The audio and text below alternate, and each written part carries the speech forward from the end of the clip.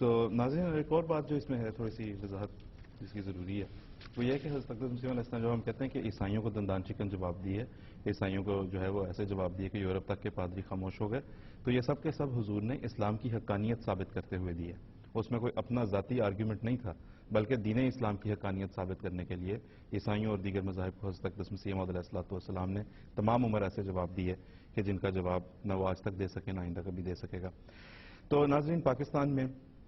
اس وقت جو صورتحال ہے، پروگرام کے آغاز میں بھی میں نے پاکستان کے میڈیا کے حوالے سے بات کی. میڈیا کیا ہر سطح پہ ہر لیول پہ ہم دیکھتے ہیں کہ جماعت احمدیہ کے ساتھ ایسا ایک امتیازی سلوک کیا جاتا ہے جو کہ انتہائی اگریسو ہے، اس کے اندر وائلنس بھی شامل ہو جاتا ہے، احمدیوں کی جان تک لینے سے نہیں چکا جاتا. تو ہم نے سوچا کہ پاکستان کے جو وفاقی وزیر ہیں برائے مذہبی امور، وہ یقیناً پاکستان میں مذہب کی صورتحال کے بارے میں کوئی نہ کوئی اپنا پوائنٹ آف ویو تو رکھتے ہوں گے. تو ہم نے سید حامد سعید کاظمی صاحب سے بات کی جو کہ پاکستان کے وفاقی وزیر برائے مذہبی امور ہیں. اس وقت یہ ریکارڈڈ انٹرویو ہم آپ کی خدمت میں پیش کریں گے.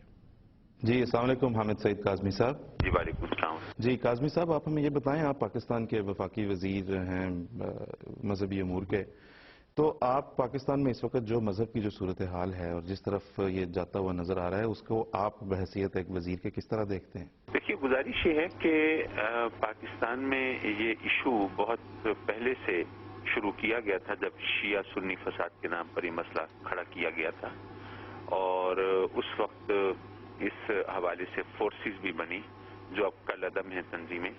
اور چونکہ پاکستان میں میجورٹی سنی حضرات کی ہے تو اس لیے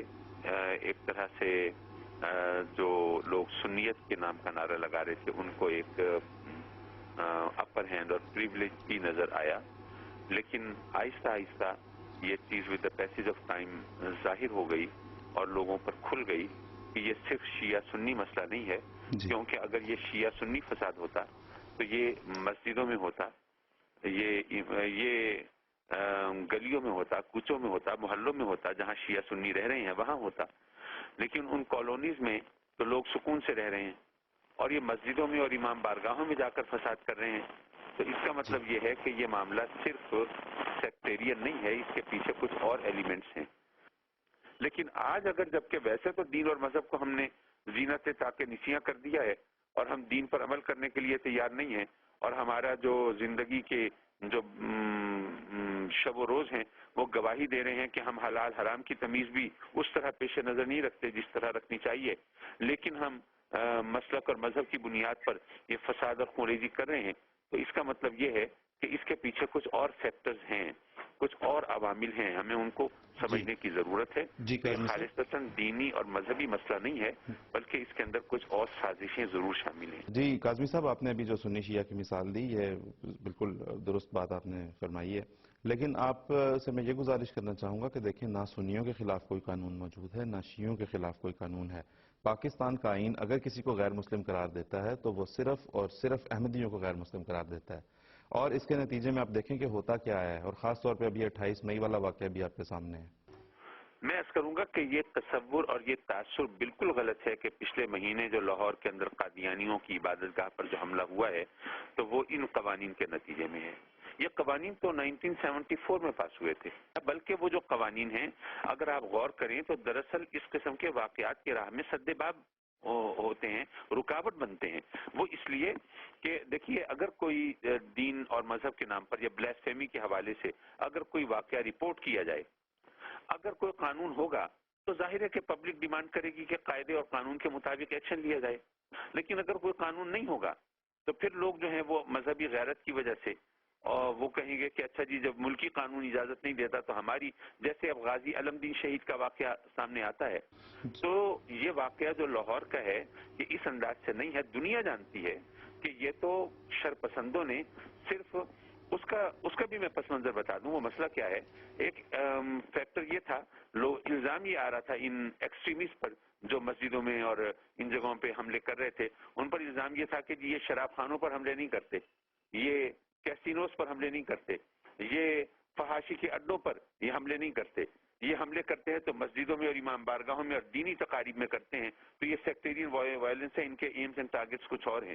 تو انہوں نے وہ عوامی رائے کو بدلنے کے لیے کہ دیکھیں جی ہم تو احمدیوں اور غیر مسلموں اور یہ دین کے دشمنوں کے خلاف ہم یہ کارروائی کر رہے ہیں، تو انہوں نے ایک طرح سے اپنی دانش میں پبلک اوپینین چینج کرنے کے لیے کام کیا ہے۔ یہ در حقیقت احمدیوں کے خلاف اس قانون کا، امتیازی قانون کا نتیجہ نہیں ہے۔ جی، آپ نے ابھی بات کی کہ گلی محلوں میں لوگوں کے محفوظ ہونے کی، تو یہ جو آرڈیننس ہے 1984 کا، جسے آپ کے قانون کی زبان میں امتناع قادیانیت آرڈیننس کہتے ہیں، اس کے مطابق تو احمدی گلیوں محلوں میں بھی کہاں محفوظ رہے ہیں؟ اتنے بے شمار واقعات موجود ہیں کہ جہاں پہ پبلک نے ان کو ٹارگٹ کیا ہے۔ میں عرض کر رہا ہوں کہ یہ تو دیکھیے نا، اگر کوئی اس قسم کا کوئی واقعہ آپ رپورٹ کریں کہ جی انہوں نے یہ سفر کیا ہے، ان کو یہ ان مشکلات کا سامنا کرنا پڑا ہے، ان کے خلاف اس طرح سے زیادتیاں ہوئی ہیں، اور مزے کی بات یہ ہے کہ بلیسفیمی لا جو ہے پاکستان میں، جس کو ٹارگٹ کر کے یہ تمام چیزیں کی جا رہی ہیں، تو ان کے کیسز جتنے خود مسلمانوں کے خلاف رجسٹر ہوئے ہیں اتنے نان مسلمس کے خلاف تو نہیں ہوئے، اور مزے کی بات یہ ہے کہ آج تک کسی بھی کیس میں کسی کے خلاف سزا بھی نہیں ہوئی۔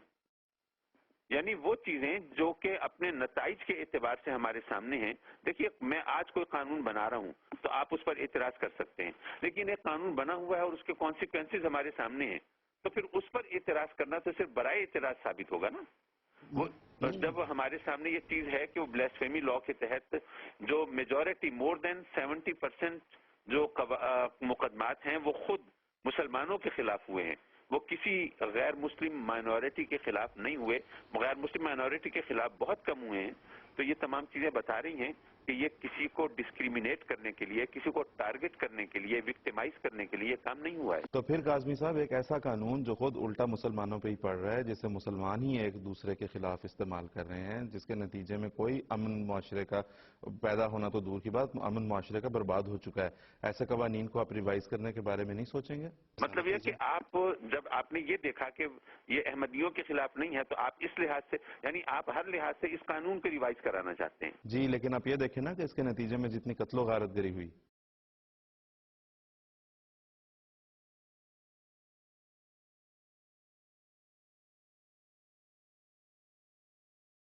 میں یہ عرض کروں گا یہ امپریشن بالکل غلط ہے کہ اس کے نتیجے میں قتل و غارت گری ہوئی ہے۔ میں عرض کروں گا کہ آج آپ اس قانون کو ختم کر دیں، پھر آپ دیکھیے کہ ملک میں کیا حالت ہوتی ہے، اس لیے کہ پھر جب ملکی قانون نہیں ہوگا، کوئی شخص کسی کے خلاف شوشہ چھوڑ دے گا، اس نے یہ بکواس کی ہے، اس نے ایسی بات کی ہے، تو وہ ہر شخص جو ہے وہ کہے گا کہ ملکی قانون کے اندر تو کوئی شک ایسی نہیں ہے، اس کو سزا نہیں دی جا سکتی، تو پھر مجھے اپنا مذہبی فریضہ ادا کرنا ہے، پھر تو قتل و غارت گری کا وہ طوفان کھڑا ہوگا، اسے کوئی روک نہیں پائے گا۔ تو کاظمی صاحب، وہ تو لوگ اب بھی مذہبی فریضہ سمجھ کے ادا کر رہے ہیں۔ اس طرح نہیں ہے، میں یہ عرض کر رہا ہوں نا کہ بلیسفیمی لا جو ہے اگر اس کو صحیح طور پر امپلیمنٹ ہونے دیں تو پھر ایسی صورت کبھی نہیں ہوگی۔ اب جیسے گوجرا کے اندر جو کچھ ہوا، اب وہ اس کے حوالے سے جو نتائج سامنے آئے تو کرنے والے وہ خود شرمندہ ہوئے، لیکن اس قسم کے کتنے واقعات ہیں پاکستان میں، اس قسم کے کتنے واقعات ہوتے ہیں۔ آپ یہ دیکھیے کہ بلیسفیمی لا کی آڑ کے اندر کتنے قتل و غارت گری ہوئی ہے، اور ویسے سیکٹیرین وائلنس جو ہے، یا جس طرح ویسے ہی خودکش حملے ہو رہے ہیں اور دین اور مذہب کے نام پر جو انتہا پسندی کا مظاہرہ ہو رہا ہے، ان کی کوئی ریشو ہی نہیں بنتی آپس میں۔ تو کاظمی جو صاحب، مسجدوں میں دھماکے ہو رہے ہیں وہ بلیسفیمی کی وجہ سے تو نہیں ہو رہے۔ جی کاظمی صاحب، جس کو آپ کی قانون کی زبان میں کہتے ہیں نا امتناع قادیانیت آرڈیننس 1984 کا، جو اینٹی احمدی قانون ہے یا آرڈیننس ہے، اس کے نتیجے میں آپ دیکھیں کہ پولیس، باوردی پولیس ہماری مساجد میں جاتی ہے، گھستی ہے، کلموں کے اوپر کالک لیپتی ہے، کلموں کو توڑتی ہے۔ جب پبلک پولیس کو یہ کچھ کرتے ہوئے دیکھتے، قانون نافذ کرنے والے اداروں کو یہ کرتے ہوئے دیکھتی ہے، انتظامیہ کو ان کے خلاف کوئی ایکشن نہ لیتے ہوئے دیکھتی ہے، تو اس سے ان کو کیا میسج ملتا ہوگا؟ غارت گری کے حوالے سے بات کرنا چاہتے ہیں یا کلمہ لکھنے کے حوالے سے بحث کرنا چاہتے ہیں؟ جی، لیکن آپ یہ دیکھیں نا کہ اس سے جو جماعت احمدیہ کی پرسیکیوشن ہے وہ اسٹیٹ بیکڈ ہو جاتی ہے، اس کو حکومت کی پشت پناہی مل جاتی ہے۔ بات ظلم اور بربریت، یعنی آپ یہ سمجھتے ہیں کہ اگر کلمہ کہیں پہ لکھا ہوا ہے اور اگر وہ کلمہ جو ہے وہ مٹایا گیا ہے تو ظلم اور بربریت شروع ہو گئی ہے؟ جی بالکل، میں اس کو ظلم اور بربریت سمجھتا ہوں۔ آپ نہیں سمجھتے کلمہ طیبہ کو جو ہے وہ کہیں پہ اس کے اوپر کالک لیپی جائے، توڑا جائے، کیا اس کو آپ نہیں سمجھتے کہ یہ ظلم اور بربریت ہے؟ ایسا ہوتا دیکھ کے لوگوں کو یہ پیغام نہیں ملتا ہوگا کہ احمدی جو ہیں یہ فری فار آل ہیں؟ تو یہ پوچھ رہا ہوں کہ یہ اس قسم کے واقعات جو ہیں، یہ اس کو آپ ظلم و بربریت قرار دے رہے ہیں، لیکن پاکستان میں قادیانیوں کے خلاف دہشت گردی، قادیانیوں کو اس طرح ٹارگٹ کلنگ کے کتنے واقعات ہیں، اور اس کو ذرا کمپیئر کریں ان تمام واقعات سے جو کہ ویسے مسجدوں میں، یہاں پہ جناب پنڈی میں اور جگہ جگہ، ظاہر میں ایک آدھ مثال کیا دوں، ایسی بے شمار، تو وہ علماء کو اور دیندار لوگوں کو کبھی جنازوں میں، کبھی امام بارگاہوں میں، کبھی عزاداری کے جلوسوں میں، کبھی محرم کے جلوسوں میں جو واقعات میں ان کو آپ کمپیئر بھی نہیں کر سکتے. نہیں تو وہ بالکل ایک واقعہ جو پچھلے مہینے ہوا اور جس کی بیس بھی جو تھی جس انداز سے، وہ بھی میں نے بیان کر دی. آپ اس کو بیان ٹھیک ہے. کر کے صرف ایک کمیونٹی کی میں بات کر کاظمی رہے ہیں، صاحب، میں دیکھیں تو میں میرا سب خیال ہے یہ تو ٹھیک ہے. جسٹیفائڈ نہیں ہے. دیکھیں میں سمجھتا ہوں کہ جو گوجرا میں جو عیسائیوں کے ساتھ ہوا وہ بھی میں سمجھتا ہوں کہ غیر اسلامی تھا، اسلام اس کی اجازت نہیں دیتا. شیعہ سنی کو، سنی شیعہ کو مارے، اسلام اس کی بھی اجازت نہیں دیتا. ہر آدمی کا ذاتی فیصلہ ہوتا ہے مذہب. جی ہاں جی، لیکن آپ یہ دیکھیں کہ ان دیگر فرقوں کے مذہب کے معاملے میں کہیں اسٹیٹ ڈیفائن نہیں کر رہی ان کے مذہب کو. ان کو یہ نہیں کہہ رہی کہ تم یہ کہو، یہ نہ کہو، یہ کرو. میں اس حوالے سے بات کر رہا ہوں کہ یہ سب احمدیوں کے معاملے میں یہ اسٹیٹ بیکڈ ہو جاتا ہے. میں عرض کروں گا کہ دیکھیے وہ تو اب قانون کی مختلف شقیں ہوتی ہیں، اس کے مختلف کلوزز ہوتی ہیں، اس کے مطابق کام ہوتا ہے. میں ان تمام ڈیٹیلز کو تو ظاہر ہے کہ اس وقت ٹیلی فون پر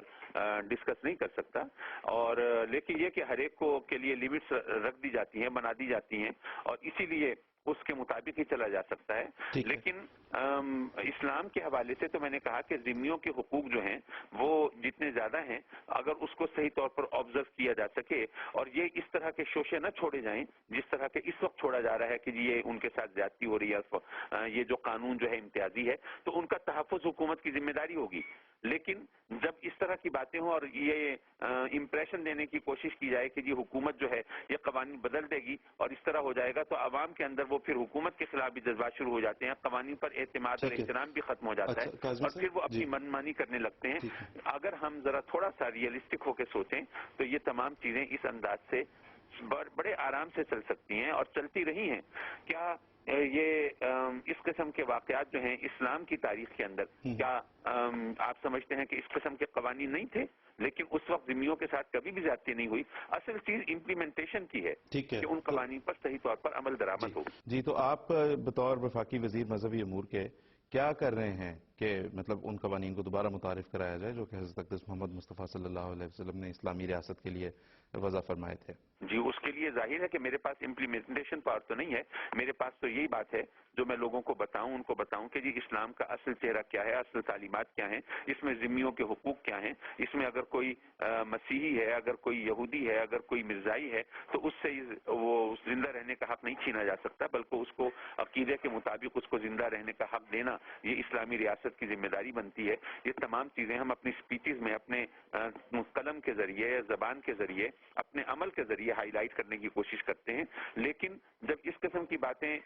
پبلک میں پیدا کرنے کی کوشش کی جاتی ہے، کبھی کسی این جی او کی طرف سے، کبھی کسی طرح سے، اور پھر اخبارات کے اندر شوشے چھوڑے جاتے ہیں، جی حکومت جو ہے یہ قانون بدلنے پہ جا رہی ہے، لوگوں کے اندر ایک جوش، جذبہ، غصہ، غم کی کیفیت بڑھتی ہے، جس کے نتیجے میں اس قسم کے حادثات ہوتے ہیں. جی کاظمی صاحب، مجھے یہ بھی بتاتے چلیں کہ آپ سمجھتے ہیں کہ اگر آزادانہ کا لفظ واپس ڈال دیا جائے جہاں سے وہ نکالا گیا تھا تو کیا پھر جو ہے وہ لیوڈ ہیپیلی ایور آفٹر کی فضا قائم ہو جائے گی معاشرے میں؟ نہیں، بدلنے کی کوئی بات نہیں ہو رہی. مجھے نہیں پتا آپ کو کہاں سے سینس ملی ہے کہ کوئی بدلنے کی بات ہو رہی ہے. جی، یہ جو پچھلے دنوں ابھی بات چلی کہ ضیاء الحق صاحب نے آزادانہ کا لفظ نکال دیا تھا آبجیکٹیوز ریزولوشن میں سے، کہ اگر کسی وقت اس کے حوالے سے کوئی تحریک آئی تو اس پہ ہم دیکھیں گے کہ وہ آزادانہ کے لفظ کو کوئی مس یوز تو نہیں کر سکتا اور کیا صورتحال ہے. لیکن ظاہر ہے کہ آزادانہ کا لفظ جو ہے یہ اس کے اندر کوئی قباحت نہیں ہے، لیکن وہ اس کا یہی تعبیر اور تشریح کی بات ہوتی ہے نا. آج کل حکومت اور عدلیہ میں بھی یہی تو ٹھنی ہوئی ہے کہ تعبیر اور تشریح آئین کی اور قانون کی کس انداز سے کی جائے گی. کاظم صاحب، جو مرزائی لفظ آپ نے ایک سوال اس کے بارے میں اگر بتا دیں. ایک آخری دیر بات ہو گئی، میں لوگوں کے ہجوم میں بیٹھا ہوں. میں بس بالکل پروگرام کو I cannot continue that now. یہاں پہ میں اس کو Sorry بات for that.